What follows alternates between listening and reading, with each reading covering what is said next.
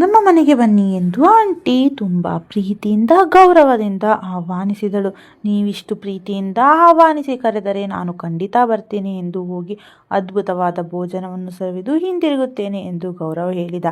ಆ ಕಥೆಯಲ್ಲಿ ಆಂಟಿ ಯಾರು ಮತ್ತು ಗೌರವನನ್ನು ಅವರು ಏಕೆ ಮನೆಗೆ ಆಹ್ವಾನಿಸಿದರು ಅನ್ನೋದನ್ನು ನೋಡೋಣ. ಗೌರವ್ 20 ವರ್ಷದ ಯುವಕ ಒಂದು ಸಣ್ಣ ಕಿರಾಣಿ ಅಂಗಡಿಯನ್ನು ನಡೆಸುತ್ತಿದ್ದ. ಒಂದು ದಿನ ಬೆಳಗಿನ ಜಾವದಿಂದ ಭಾರೀ ಮಳೆ ಸುರಿಯುತ್ತಿತ್ತು. ಅವನು ವಾಸಿಸುತ್ತಿರುವ ಬೀದಿ ಸಂಪೂರ್ಣವಾಗಿ ನೀರಿನಿಂದ ತುಂಬಿ ಹೋಗಿತ್ತು. ಎಲ್ಲೆಲ್ಲೂ ಜನರಿಲ್ಲದೆ ಬಿಕೋ ಎನ್ನುತ್ತಿತ್ತು. ಸುತ್ತಮುತ್ತಲೂ ಮನೆಗಳಲ್ಲಿ ಇರುವವರು ಬಾಗಿಲನ್ನು ಮುಚ್ಚಿಕೊಂಡು ಮನೆಯಲ್ಲೇ ಉಳಿದುಕೊಂಡಿದ್ದರು. ಸುದ್ದಿ ವಾಹಿನಿಗಳಲ್ಲಿ ಚಂಡಮಾರುತದ ಎಚ್ಚರಿಕೆಗಳು ಪ್ರಾರಂಭವಾಗಿದ್ದವು. ಗೌರವ್ ಇಂದು ವ್ಯಾಪಾರ ನಡೆಯುವುದಿಲ್ಲವೆಂದು ನಿರ್ಧರಿಸಿ ಅಂಗಡಿಯನ್ನು ಮುಚ್ಚಲು ಸಿದ್ಧತೆಯನ್ನು ಮಾಡಿಕೊಳ್ಳಲು ಪ್ರಾರಂಭಿಸಿದ. ಇದೇ ಸಮಯದಲ್ಲಿ ನಮಸ್ಕಾರ, ನನಗೊಂದು ಹೆಲ್ಪ್ ಮಾಡೋಕ್ಕೆ ಆಗುತ್ತಾ ಎಂದು ಇಂಪಾದ ಧ್ವನಿಯೊಂದು ಕೇಳಿತು. ಆದರೆ ಸಿಹಿಯಾದ ಧ್ವನಿ ಕೇಳಿ ಇಷ್ಟು ಮಹಿಳೆಯಲ್ಲಿ ಯಾರು ಬಂದಿದ್ದಾರೆ ಎಂದು ಹಿಂತಿರುಗಿ ನೋಡಿದಾಗ ತನ್ನ ಕಣ್ಣೆದುರು ಒಂದು ಸುಂದರವಾದ ಆಂಟಿ ಆ ಜೋರಾದ ಮಳೆಯಲ್ಲಿ ಸಂಪೂರ್ಣವಾಗಿ ಒದ್ದೆಯಾಗಿ ಚಳಿಯಲ್ಲಿ ನಡುಗುತ್ತಾ ಇದ್ದಳು. ಕಂಡು ಚಿಕ್ಕ ಚಿಕ್ಕ ಮಳೆ ಹನಿಗಳು ಆಂಟಿಯ ಮೇಲೆ ಬೀಳುತ್ತಿದ್ದರಿಂದ ಆಕೆ ಸೀರೆ ಸಂಪೂರ್ಣವಾಗಿ ಒದ್ದೆಯಾಗಿತ್ತು, ಹೊಳೆಯುತ್ತಿತ್ತು. ಆಕೆ ಉದ್ದವಾದ ಕೂದಲು ಕುತ್ತಿಗೆ ಮತ್ತು ಭುಜಗಳ ಮೇಲೆ ಬೀಳುತ್ತಾ ಸುಂದರವಾಗಿ ಕಾಣಿಸುತ್ತಿದ್ದಳು. ತಂಪಾದ ನೀರು ಆಕೆಯ ಗೋಧಿ ಬಣ್ಣದ ಚರ್ಮದ ಮೇಲೆ ಜಾರುತ್ತಾ ಹೊಳಪು ತೋರುತ್ತಿತ್ತು. ಜಿಂಕೆಯ ಮರಿಯಂತೆ ಜಿಗಿಯುವ ಆಕೆಯ ಕಣ್ಣುಗಳು ಈ ಮಳೆಯ ಕತ್ತಲಲ್ಲೂ ಸಹ ಮಂದ ಬೆಳಕಿನಲ್ಲಿ ಚೆನ್ನಾಗಿ ಹೊಳೆಯುತ್ತಿತ್ತು.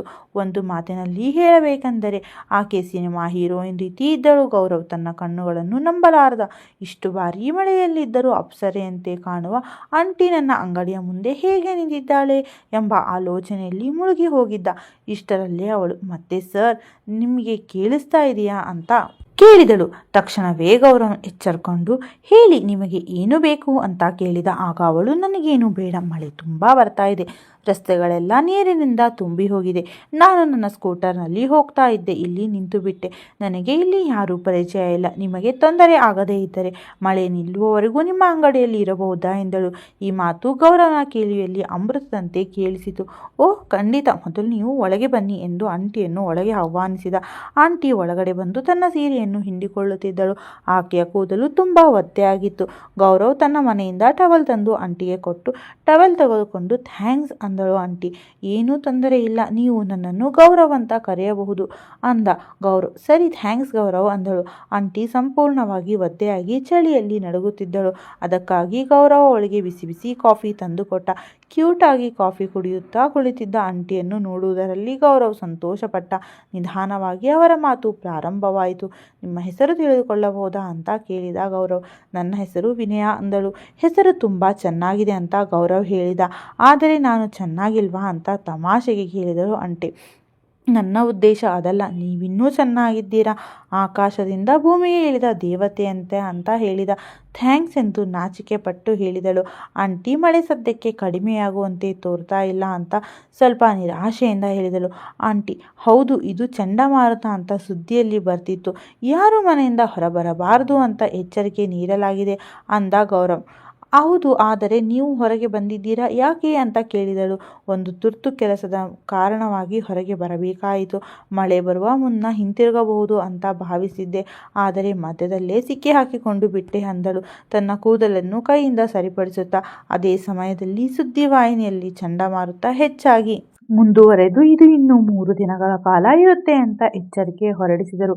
ಅಯ್ಯೋ, ಈಗ ಏನು ಮಾಡೋದು ಅಂತ ಹತಾಶೆಯಿಂದ ಕೇಳಿದಳು ವಿನಯ. ನನಗೆ ಮಾತ್ರ ಇದರಲ್ಲಿ ಸಂತೋಷ, ನನಗೆ ಒಳ್ಳೆಯ ಕಂಪನಿ ಸಿಕ್ಕಿತಂತಾಯಿತು ಅಂತ ಮನಸ್ಸಿನಲ್ಲಿ ಅಂದುಕೊಂಡ ಗೌರವ್. ಯಾವುದಕ್ಕೂ ಮೊದಲು ನೀವು ಒಳಗೆ ಬಂದು ಒದ್ದೆಯಾಗಿರೋ ಸೀರೆಯನ್ನು ಬದಲಾಯಿಸಿ ಅಂದ ಗೌರವ್. ಸರಿ ಅಂತ ಆಂಟಿ ತಮ್ಮ ಸೀರೆ ಒಣ ಹಾಕೋದಕ್ಕೆ ಹಾಕಿ ಗೌರವ್ ಕೊಟ್ಟ ಶರ್ಟ್ ಮತ್ತೆ ಲುಂಗಿಯನ್ನು ಧರಿಸಿಕೊಂಡರು.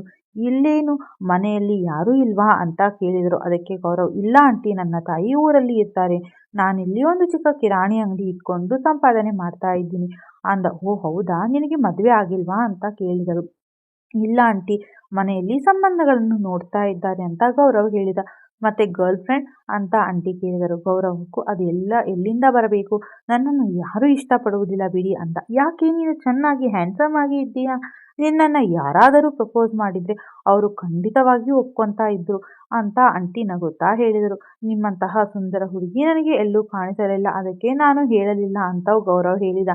ಈ ಮಾತನ್ನು ಕೇಳಿ ಆಂಟಿಯ ಮುಖ ನಾಚಿಕೆಯಿಂದ ಹೊಳೆಯುತ್ತಿತ್ತು. ಇದು ಒಳ್ಳೆಯ ಅವಕಾಶ ಅಂತ ಗೌರವ್ ನಿಮ್ಮ ಬಗ್ಗೆ ಹೇಳಿ ಅಂತ ಕೇಳಿದ.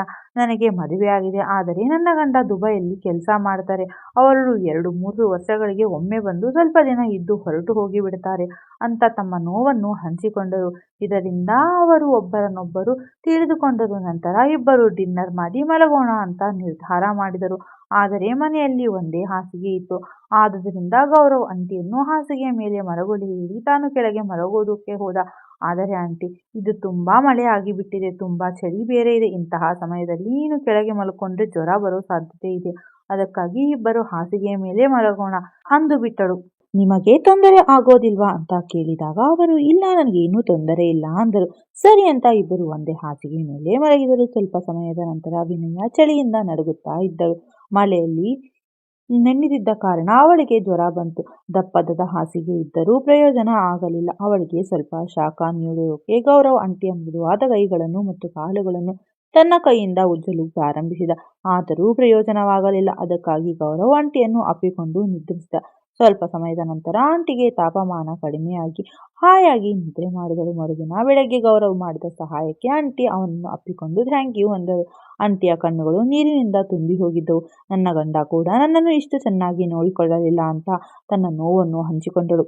ಚಂಡಮಾರುತ 3 ದಿನಗಳಲ್ಲಿ ಆಂಟಿ ಮತ್ತು ಗೌರವ್ ಸಂತೋಷದಿಂದ ಸಮಯ ಕಳೆದರು. ಈ ಸಮಯದಲ್ಲಿ ಅವರಿಗೆ ಒಬ್ಬರಿಗೊಬ್ಬರು ಹತ್ತಿರವಾಗಿದ್ದರು.